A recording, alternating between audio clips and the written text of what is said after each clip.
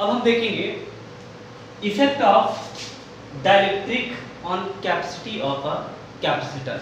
मतलब किसी भी कैपेसिटर की कैपेसिटी पे डाइलेक्ट्रिक मटेरियल का क्या इफेक्ट पड़ता है उसका प्रूवमेंट करने जा रहे हैं। ठीक है, जैसा कि मैंने पिछली वीडियो में बताया भी रखा है कि कैसे डाइलेक्ट्रिक मटेरियल को किसी भी कैपेसिटर के अंदर भरने से उसकी कैपेसिटी इंक्रीज होती है। इसमें हम न्यूमेरिकली या कह लें हम उसका फॉर्मूला प्रूफ करेंगे फॉर न्यूमेरिकल्स। ओके, तो यहाँ पर हम देखेंगे कि ये हमारा एक कैपेसिटर है और जिसके बीच हमने क्या रख रहा है, एक डाइलेक्ट्रिक मटेरियल भर रखा है जिसकी डाइलेक्ट्रिक कांस्टेंट क्या है, मान लेते हैं K। क्लियर? तो अब हम यहाँ पर देखेंगे फॉर एयर के लिए अगर हम देखें तो इलेक्ट्रिक फील्ड, अगर यहाँ पे मान लेते हैं कि पहले डाइलेक्ट्रिक मटेरियल नहीं भरा था तो क्या होगा, एयर होगा, और एयर के लिए K की वैल्यू होती है 1। ओके, इसलिए यहाँ पर K लेना कंपलसरी नहीं है। तो E यानी इलेक्ट्रिक फील्ड इसके बीच जो प्रोड्यूस होगी उस ये पैरेलल प्लेट इलेक्ट्रिक फील्ड वाले फार्मूले से सिग्मा अपन एप्सिलॉन नॉट होता है। क्योंकि सिग्मा इक्वल्स टू क्या होता है, सिग्मा इक्वल्स टू होता है सिग्मा इक्वल्स टू होता है Q upon A, linear charge area charge distribution.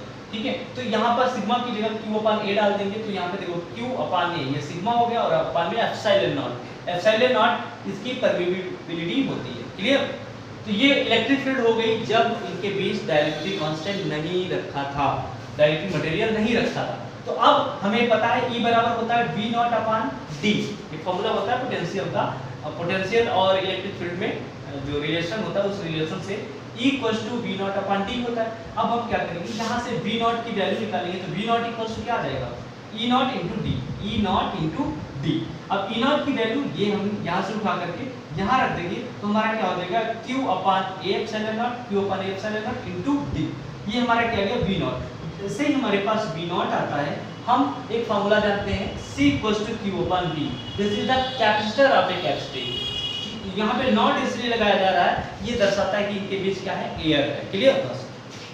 तो C नॉट इक्वल्स टू क्या हो जाएगा, ये हो जाएगा Q upon V, Q upon V not. V not चुकी था तो यहाँ पे V नॉट की वैल्यू डाल देंगे, Q Q रखेंगे, V नॉट की वैल्यू ये पूरा उठा के यहाँ पे पुट कर देंगे तो आपको पता है Q Q will cancel and this becomes, ये ऊपर चला जाएगा A epsilon not upon D। ये क्या है, capacity of the capacitor when dielectric material is absent. ठीक है, ये मतलब उस कैपेसिटर की कैपेसिटी आई है जब डाइलेक्ट्रिक मटेरियल उसमें नहीं भरे हैं। क्लियर? अब बात कर लेते हैं कि अब मान लेते हैं इसमें एक मटेरियल फिल कर देते हैं जिसका डाइलेक्ट्रिक कांस्टेंट क्या है, K है। ठीक है, हर मटेरियल का एक अपना कांस्टेंट होता है। ठीक है, तो फॉर ए हमने यहाँ पे फॉर डाइलेक्ट्रिक रख रखा है तो ये E इक्वल्स टू क्या होता है, इलेक्ट्रिक फील्ड तो वही होगा फॉर्मूला भाई, Q इक्वल्स टू। अब बट यहाँ पे डाइलेक्ट्रिक कांस्टेंट तो A और जोड़ते हैं। देखो यहाँ पे A एप्सिलॉन नॉट होता था तो यहाँ पर हमने क्या रखा है, सॉरी यहाँ पे D लिख दिया है गलती से। ठीक है, ये हो जाएगा A। ठीक है, और K अप्लाई कर देते हैं, मतलब ये हो जाएगा Q upon K epsilon not into A। ये हमारी इलेक्ट्रिक फील्ड आ गई। अब इलेक्ट्रिक फील्ड ये है तो V निकालेंगे तो V बराबर होता है E इनटू D। E की वैल्यू ये आ गई और D से मल्टीप्लाई करवा देंगे। ठीक है, तो ये हमारा क्या हो जाएगा, Q upon A epsilon not K into D। ये क्या आ गया, पोटेंशियल आ गया। जैसे ही पोटेंशियल आता है फिर हम कैपेसिटर का फार्मूला लगाएंगे, C इक्वल्स टू क्या होता है, Q अपान V। ठीक है, C यानी capacity of a capacitor equals to the ratio of the charge and potential. This is Q upon V। तो Q की वैल्यू अभी हमने सॉरी यहाँ पर हम अगर वैल्यू पुट करेंगे V की तो क्या आ जाएगा, V की वैल्यू ये डालेंगे तो Q Q भी कैंसिल हो जाएगा, इसलिए मैंने इसकी डायरेक्ट वैल्यू यहाँ पे लिख दी epsilon not K into D। ठीक है, जैसे Q के अपान में ये Q upon A epsilon not डालेंगे Q Q कैंसिल हो जाएगा, तो वो स्टेप कर करके मैंने डायरेक्ट दे दिया क्योंकि मैंने इसमें कैंसिल करके दिखा दिया था। तो क्या आ जाएगा A epsilon not K upon D। ठीक है, ये क्या है, capacity of a capacitor when dielectric material is present between the plates. Okay, अब हम इन दोनों की क्या करें, एक ये हमारी समझ में क्वेश्चन आई थी और ये एक हमारी दूसरी क्वेश्चन आ गई है। अगर हम इसको डिवाइड कर दें तो क्या आ जाएगा, C naught upon C equals to what, A epsilon naught D upon A epsilon not K upon D।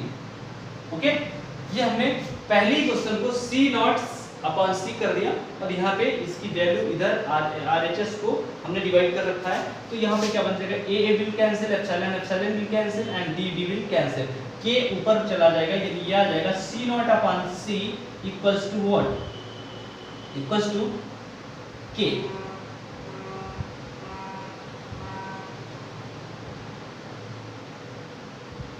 देखो ये इसके साथ मल्टीप्लाई होता है, ये इसके साथ मल्टीप्लाई होता है, ठीक है, तो ये 1 अपान के आ जाएगा सर, 1 अपान के। क्रॉस मल्टीप्लाई अगर करवाएं तो c इक्वल्स टू आ जाएगा एफ सी नॉट इंटू के, ये एक रिलेशन प्रूफ हो जाता है। इस रिलेशन से हम कह सकते हैं कि जो डाइलेक्ट्रिक मटेरियल की कैपेसिटी है वो k टाइम्स बढ़ जाती है, ठीक है। यहाँ पर आप यही तो देख रहे हैं, c क्या था, c था capacity when the capacitor is dielectric material is present and c not is the capacity when dielectric material is present. तो आपने देखा कि डाइलेक्ट्रिक मटेरियल रखने से जो कैपेसिटर की कैपेसिटी है वो k टाइम्स मतलब k गुना बढ़ जाती है, यानी जितना अच्छा आप डाइलेक्ट्रिक मटेरियल उसके अंदर भरेंगे उतनी ज़्यादा उसका क्या होगा, डाइलेक्ट्रिक कांस्टेंट होगा और उसकी कैपेसिटी उतना ज़्यादा बढ़ जाएगी, ओके, यानी इंक्रीज कर जाती है।